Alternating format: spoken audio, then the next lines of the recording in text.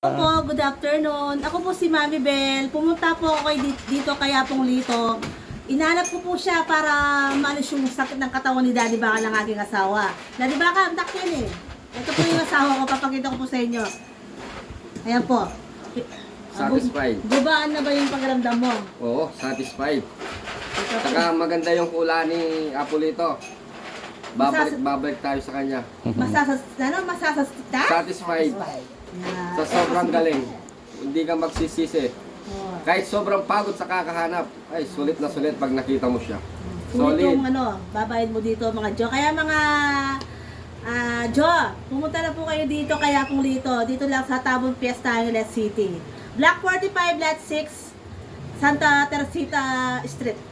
Tama ba? Magalang. Magalang. Then, Magkano yung Magalang? Angeles. Sa susunod naman sa Magalang, pumunta po See ako. you part 2. Sa part 2 ako naman yung bebendosa ni Apong Lito. Thank you po. Maraming Thank you. salamat. Ingat!